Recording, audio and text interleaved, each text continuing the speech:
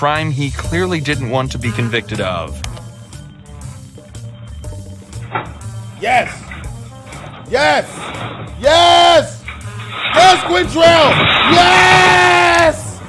Yes! We all act gangster from time to time, either while trying to get a new girlfriend and or possibly standing up for a friend and or loved one. And I can tell you from personal experience, it usually works, except when it doesn't. That's why today we are here to check out when going gangster goes horribly bad and you realize you're going to prison.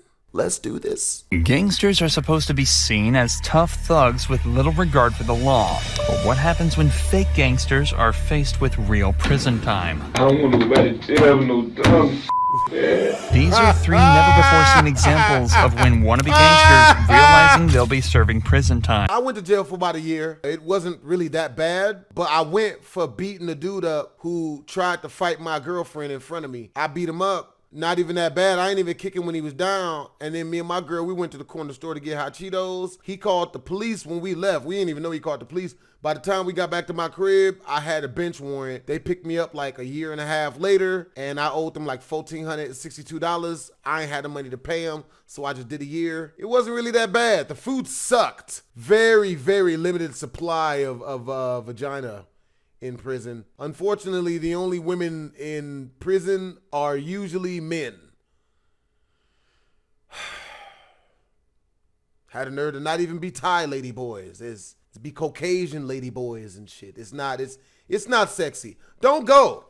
Starting with the case of 18-year-old Conrad Troja, who in September of 2010 was leaving school when he was approached by a man holding a handgun. Conrad was ordered to take off his bag and hand it over, but when he refused, he was shot in the chest by the man. Miraculously, Conrad managed to stumble away from the scene and call for help before— I was about to make a joke about how he ran up on him. It was like, get buck naked, get off, son! Cause just yelling that you about to rob somebody, that's tasteless, you know what I'm saying? You gotta spice it up. You gotta say something that they don't really know what it means. Break yourself, son! Don't make me start baiting up in this cut. Like, you gotta yell something that they don't really know what you're telling them to do or give to you. You get the best reactions. Collapsing and dying on the spot. Damn. The suspect fled immediately, but was later identified as Edtavion Wilcox, who was brought in for attempted murder. But as it turns out, he wasn't all that tough in the interrogation room. Alright, here's the deal. You know something else happened. I don't sit here and talk to you without knowing what the deal is, alright? We've been talking to people, we've been interviewing people, we've been showing people pictures, we've been looking at video. I didn't bring you up here because you weren't wearing your seatbelt, okay? You got arrested for a burglary before and they didn't even bring you up here. Obviously, it's something a little more serious. Wilcox is trying to remain calm and pretend as though he's got no idea what this is all about. Little does he know, his getaway driver had also been apprehended and confessed to everything. Oh! Now the detective just has to find a way to get him to confess as well. This is gonna go one of two ways. You're either gonna be a guy who made a mistake, hanging around the wrong place, the wrong time, did something dumb, or you're gonna be a guy that goes out and likes to shoot people for fun, okay? Listen, and before you say anything, I think you're a guy that made a mistake. I know you were there, okay? I know what happened. I've talked to the victim. The victims picked you out of a photo lineup and said, that's the guy that shot me, okay? Here's the deal. I don't think you shot that guy because you're a bad person. You didn't mean to kill that guy, okay? What happened was you were just trying to snatch his backpack. He started fighting with you, and you got scared. So y'all saying I shot someone? I know you shot somebody. Imagine you're an 18-year-old kid who got in over their head and ended up shooting and killing an innocent civilian. No matter who you are, you'll be feeling scared. Shooting somebody's the decision, bro. You brought all that on yourself. Bet you'll shut the hell up next time. A feeling that'll only be amplified when a police officer asserts that they know exactly what happened. Wilcox will be feeling rattled now. As the cop talks, he's slumped over in his chair, implying he's interested in what the cop is saying, and as soon as he's allowed to talk, all his responses sound confused and even bewildered. The cop knows he has him on the back foot. Now he just needs to close it out. You're 18, right? You're 18. That's a yes? big-ass 18-year-old. This is where you need to stand up and be a man and admit you made a mistake. I know you weren't trying to kill that guy. I know that because you're not the kind of guy that does that. Oh boy. You panicked. You got scared. You got in over your head. The victim's making you out to be a stone cold, just straight up thug killer. This Guy that good. doesn't give a about anybody else. This guy all right? good. I could've stayed big late for this shit, man. If you keep going down the path you're going down, telling me you didn't have anything to do with it, it's not you, who are people going to believe? Are they going to believe you, or are they going to believe the victim? They're going to have to believe the victim, because you didn't give me your side of the story. Wilcox is being pushed into a corner. The detective is using the facts that he knows Wilcox is just in over his head, but is using language in such a way that makes him feel like he's accused of being this cold-blooded monster. His reactions to this prove just how well this technique is working. He stares at the ground, implying shame, and rubs his head in a pacifying behavior that shows how stressed he is. A guy that sits there like you is not a guy that goes around and kills people. You Yeah, he understand what is. I'm saying? Yeah, he is. He did it. You have remorse. You're sorry. I can see it on. Oh, boy. You just need to take that next step. What happened in that parking lot? Did you guys plan it? Or did it just happen? Oh boy. You done. You Huh? done, bro. Hey, man, damn, no, I can't. What'd you say? Then you should have just learned Brazilian Jiu-Jitsu and rear naked choked the dude unconscious and then stole his wallet. Why would you shoot him, stupid? Hey, trying to go back to jail. Don't here. Remember how we talked about that? Don't think about that. That's the least of your concerns right now. In a breakdown that's far from gangster, Wilcox starts to cry and laments on how he absolutely can't go back to jail. Bye-bye. The detective uses this moment of vulnerability to press him further and tells him he has one last opportunity to be honest and let everybody know that he isn't the monster they think he is. Do you say stop hitting me or I'm gonna shoot you? Anything like that? Bye-bye, nigga. I had my hand like right It's here. over for you. So you had your left hand like up against him, Yeah. trying to push him away? I was trying to make him stop hitting me Where was the gun? in my pocket. Which pocket? This one. How many times did you shoot? What happened after you pulled the trigger? Did he fall down, or No, was he still standing up?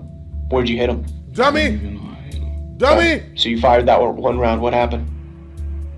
It froze up. You just froze up? And just like that, Octavian Wilcox confessed to shooting Conrad Tohan and was sentenced to life in prison, all over a school bag. But while he'll be spending the rest of his life in prison, Demetrius Cox wasn't so lucky. Throughout the beginning of 2020, a war between rival gangs 438 and AFNF began to break out.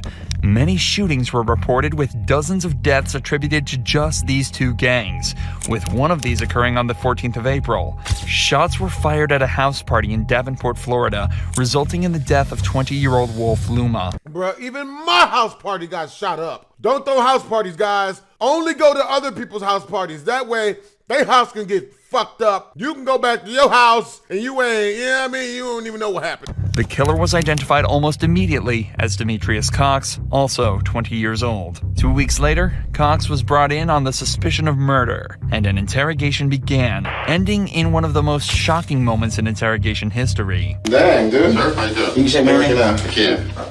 And I didn't shake your hand before because we weren't able to, but now we can, It's right? open and closed. Yes, sir. Yes, Number sir. one, I gotta tell you, I'm pretty impressed of the way the, just overall, your persona as it is. Yes, sir. So I appreciate the respect. It's gonna be given right back to you, okay? Cox Oh, boy. starts the interrogation out respectfully, but as the interview continues, he starts to annoy the detective by withholding information that could get members of his gang into trouble. This type of loyalty is extremely common in these types of cases, but can prove to work against you, as is seen just a few minutes later. I'm not saying you went there for the wrong reasons. However, man, I tell you one thing. You know how they say like victims, and suspects, things like that? I thought that you were a victim. Sure I am, but now y'all make it like I'm a suspect. No. I thought you were a victim. Crazy. I thought you were a victim, and I thought that you were gonna give us the justification, the explanation for what happened. Listen. But you come in here and you can't even with little details like that. Like, who cares? If Papa Jay's there, why can't you just be honest and say, yeah, he was there? So you're saying- We hung out. Shit. So, But, so but what's, I got another question for what's you. so No, like nothing. hard about the truth? What's interesting about this case, though, is that the cop actually isn't 100% sure that Cox is the killer. I'm gonna keep it real with y'all. If I was put in a position like this, bruh, I'm a civilian. At least now I am. I'm snitching, nigga. I'm telling, I'm gonna tell every time. At least I'm consistent, huh? Y'all can look back at the video and be like, man, he can't even be mad. He told us he was gonna tell. And you gotta respect the truth. Like, As Cox mentions earlier, most of the evidence in the case is hearsay, and detectives could have a hard time using it in court. This is why Cox is here in the first place. If they could extract a confession, it'd make their lives a whole lot easier. But Cox isn't budging. Okay, listen. If you want to tell me what happened, I'm all ears, man. I just tried to tell you what happened. Listen, look at me in my face. Look at me in my face. You not. If you tell me the truth, I will believe you. But there's an explanation for what happened. So you trying to say I'm the explanation or something?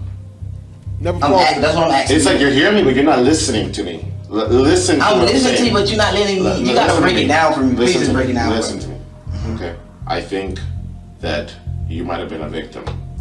But I cannot believe a victim when they leave little things out, little details about that night. Well, okay?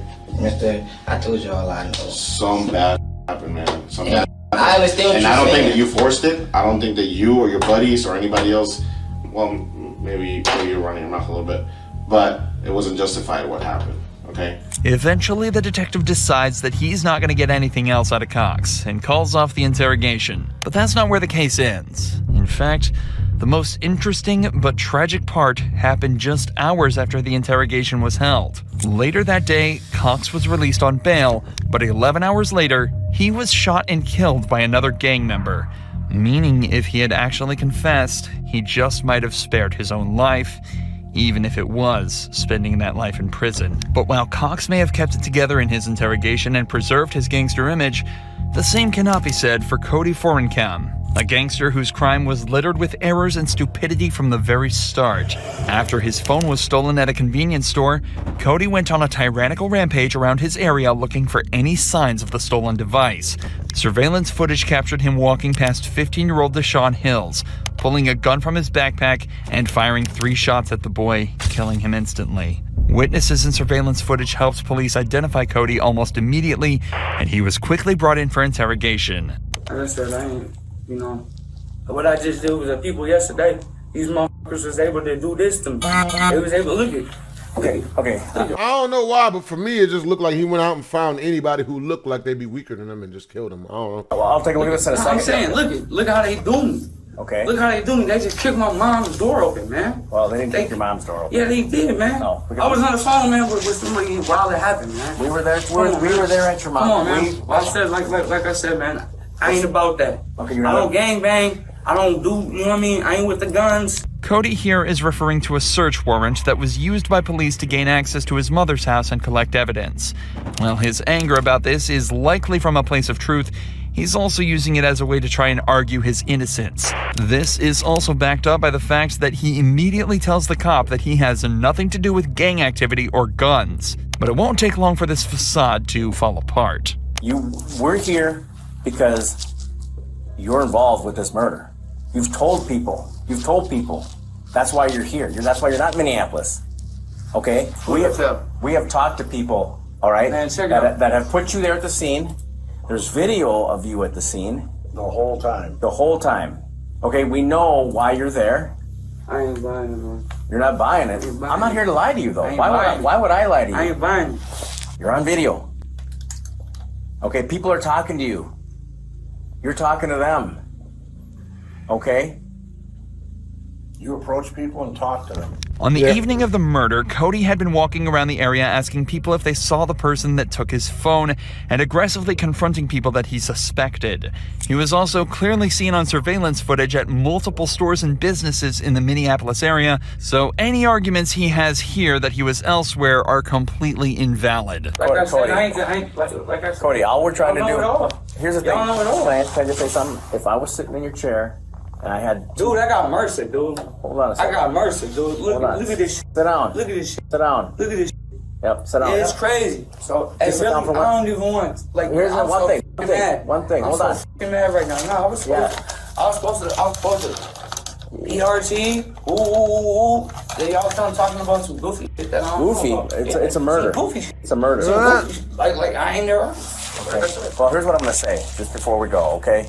Was that if I was sitting in your chair and I had two people ask me where I was on a specific day, and they're saying that I did a murder. That's what Durfee did with me just yesterday. I'm not talking about Durfee. I'm saying if you ask me what I ate for dinner, I might not remember. Also take a look at Cody's language and demeanor in general. Right from the start, he's been defensive and attempting to combat every single thing the detectives have said to him. Like a black woman. Oh, I'm seeing what they're saying now. Instead of respectfully listening to their points and trying to give counters to the cops' evidence, he either talks over them or just says, "I don't believe you," and fails to give any evidence in his defense. If Cody was innocent, he'd likely be doing everything he can to stay on the cops' good side and help them out by providing evidence that would acquit him. And as it turns out, he was about to start providing evidence.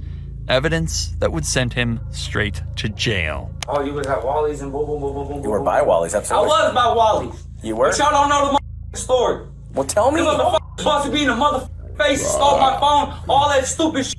That don't mean I pulled the motherfucking trigger. Just because some people say some shit, that's what it is. That's what it is. So y'all gonna go with the you here anyway. I was over at the store, and I got fucking my... That's what that was. Who jumped you? I don't, like I said, I don't know. That don't make me no murder. I called my big cousin. My big cousin come get me. He, what it look like? I said, one was, I don't, nothing came of it. You act like, can I pull the trigger on somebody? When did you get jumped, or when did you get your stuff robbed? Cody, so somebody jumped you for your phone, right? Did they get anything else from you? Or did you have money? Did you have ID? Man, check it out. In an outburst of more anger, Cody has just put himself right next to the scene of the crime and given the officers a motive for the murder. For the next 4 minutes, Cody scrambled to get himself out of the hole he just dug himself into. But it was already too late. With the evidence they already had, plus what essentially amounted to a full confession, Cody was found guilty of murder and sentenced to 38 years behind bars. From accidentally confessing to escapes, these are 5 of the fastest police interrogations in history. Starting with Raymond Gates demonstrating exactly how to head straight to prison in seconds. Raymond was brought in after police obtained footage of him assaulting a 17-year-old girl. Police had to prove that the girl never gave consent, which was difficult given that only some of the attack was caught on camera, but became a lot easier when Raymond almost instantly made a huge slip-up in the interrogation that put him dead to rights. This girl came back to my house. She's telling me she wants to lose her virginity, man. She's ready to do it and everything. And then right a couple seconds before, and she's like, yeah, a couple seconds right before, she says, I changed my mind. That's last minute resistance. Every chick does that. I don't think I've ever smashed any female that didn't try to shit test me right as I was about to put that hoe in. Maybe 10% of the females I've kicked it with. She's like, I don't know, and stuff like that. She's telling me, yes, everything's cool. She's cool with making out. But when she screamed, stop, please don't do this, it hurts so much. I was already inside of her at that point. I mean, like the oh no, stop, I'm already like inside of her there, man. It's already, like, that's when she's like, oh, it hurts, which it hurts when a girl gets her virginity taken. And without even trying, the cops had everything they needed to convict him. So he was quickly found guilty and sentenced to 9 years in prison. He should have gotten longer, bro. You can't do that shit, bro.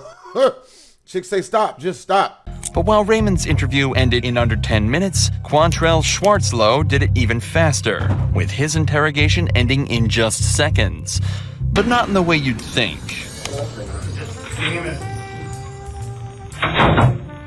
Quantrell was brought in for strangling a girl and tell me he goes out the window. Please, Lord, I'm not asking from up, but just tell me he tries to climb out the window. Assaulting her, a crime he clearly didn't want to be convicted of.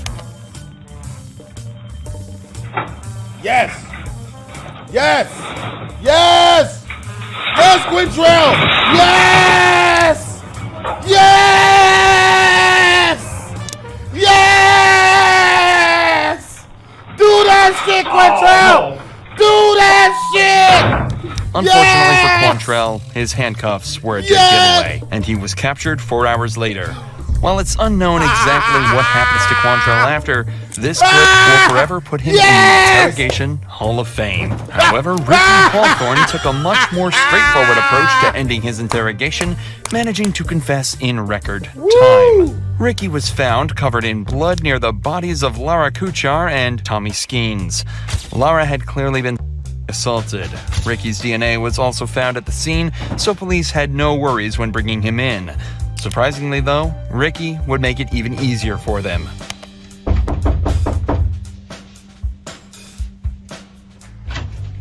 Hey, come on in. Hey, yes, sir. Yeah, I did. I did. You know what? Let's do this. I did it, but I think somebody came behind me and finished it. Okay. Yeah, I did it. So much for staying silent. However, Ricky is alleging that he wasn't actually the murderer. He just attacked the couple and assaulted Laura. It was someone else that finished the job. Even though the evidence was stacked against him, he still would have had a better chance of getting away with it if he just stayed silent. There's 3 more people. I don't know. And you know what? They was living when I left, but I think somebody came in behind me and finished them off. I did beat the shit out of them, but it was somebody else. I left. Despite his claims, it was determined that the couple died of the injuries inflicted by Ricky, and he was later found guilty of first and second-degree murder, as well as battery in the assault on Laura. But Jared Murray takes the cake for the Is that a God of War scar down the side of his face? What type of shit? most insane interrogation in history. Jared had shot his friend in the head during a car ride to Walmart for no other reason than to know what it felt like to kill someone. Jared attempted to flee by hitchhiking to Canada, but was picked up by an officer after perfectly matching the perp's description. The officer took him into custody, where a quick but truly chilling interview took place. Okay, and what do you remember telling me? In summation that I'm guilty, yes. Of what? Of murder. Okay, and who did you murder? Gennaro. Okay, and how did you murder him? With a gun. I shot him in the head twice. Okay. 3 shots were fired, 1 missed. Jared isn't hanging around here, and apparently had already confessed before he even made it to the station. But what's interesting about this interrogation isn't the speed at which he confessed, it's exactly why, as well as his general demeanor throughout the interview. Okay. Jared, give me your full name. Jared Lindruth Wayne Murray. Okay, and what's your date of birth? July the 20th, 1994. And how'd you guys hook up? I went down to his dorm room and asked if I could be given a ride to Walmart in exchange for $20 gas money. Okay. And did he agree to that? Yes, sir. Okay. You dirty son of a bitch. You break one of the most sacred bonds since man have come together ever. The $20 for the ride to Walmart pact. Disrespect of the highest regards. I award you no points, and may God have mercy on your well-dressed soul. And that's a couple miles from the school? 1.7 miles, sir. 1.7 miles. Yes, sir. Okay. Now, so he took you to Walmart? Yes, sir. And did you both go in? No, we did not go in, sir. Okay, and why not? We pulled into the parking lot, then I pulled the weapon on him and demanded that he take me to Asher, Oklahoma, sir. Okay, and why did all of a sudden did you decide that you needed to go to Asher? Because I was planning to take him out into the country and kill him. Jared lacks any form of empathy, remorse, or knowledge that what he's done is a bad thing. He merely expresses his actions as though they were fact, and in a later psychological assessment, it was determined this was because he had become delusional and believed that he was required to kill someone. If it's not clear by now, Jared was diagnosed with schizoaffective disorder, and delusions from this are likely what pushed him to kill Gennaro. But Jared is happy to provide us with even more detail surrounding his motive. Okay. So you've been planning this for 2 days? 2 weeks, yes. 2 weeks. But not with a selected individual, no. Okay. And when did you get to the point where you knew it was going to be him? That was 3 days prior to the incident. And why him? All the kids in college here, why him? I believed that he would have had the least impact, sir. Impact of on what? I I believed he didn't have many friends, or many close friends, I should. Ah, that's smart. That way you know he's gonna accept the ride. If the person doesn't have a lot of friends, all you gotta do is be nice to them, and they'll easily lead you to where their mother hides their rent money. Rephrase. And as his, as he is going missing, his absence would be less notable.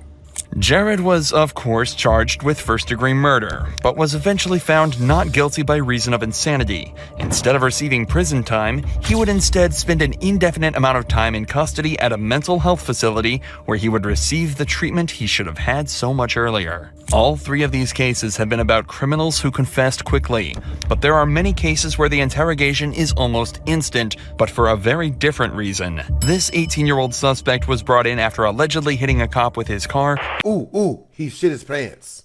I knew it. And was subsequently read his Miranda rights. It is a criminal investigation. Obviously, you're not free to go because you have warrants for your arrest. I'm going to read your Miranda because it's very important you understand your rights. Okay? You have the right to remain silent. Anything you say can and will be used against you in a court of law. Do you understand each of these rights I've explained to you? Yes, sir. Having these rights in mind, do you wish to talk to me now? Yes, sir. I'm sorry? Say what? Having these rights in mind, do you wish to talk to me now? Yes, sir. Yes, sir. You don't want to talk to me? I just call my mom. Okay, you can call your mom at the jail. All right. At just 18 years old, this guy showed exactly how to act in a police interrogation, perfectly exercising his rights and truly outsmarting detectives. Assuming he wanted to land himself in prison for the rest of his life. Oh, what type of shit? What type of ending? I've never been in an interrogation room. Actually, I have. I was interrogated by two policemen as to why I was racist. Real quick story time, man. I used to catch the bus everywhere. That's how I traveled, did not have money. The place where all the buses went to was the downtown DTC. I was down there one morning. I was working a construction job. The downtown DTC was where I was catching the 109, the Maryland Parkway bus, to contractors and builders, which is where I was working at the time. And I'm waiting on my bus. A policeman rides up on me with his bicycle and lets me know that there's no sleeping at the bus stop. I let him know I'm not sleeping. I'm waiting for my bus that comes in 10 minutes. When I look down at my watch, the man says that I'm disrespecting him. The police officer, good Lord, the little dick energy on this guy. It was so thick. No pun intended, of course, because that wasn't him. He said I was disrespecting him by looking down at my watch. And after that, he put me in handcuffs and said that I was resisting. And I kept telling him, no, I'm not, sir. I'm not resisting. To which case he puts me up against a brick wall, puts his elbow into my neck, his knee into my back. His partner pulls out his nightstick, points it at me and says, stop resisting. And I very calmly exclaimed to them, sir, I'm not resisting. And the reason why I'm saying it so calm is not because they ain't whooping my ass. It's because I know that any form of aggression I talk back with, they're just gonna whoop my ass harder. And it's gonna give them probable cause to fuck me up. So after the fourth time of me saying, sir, I'm not resisting, after they kept trying to yell at me to stop resisting, to try to antagonize me, the crowd that had ensued, that gathered around us, about 100 or so downtown DTC bus goers who are all waiting for the bus themselves, they start screaming, what, you just gonna beat him? He's not resisting! Boo! And then they put me in cuffs.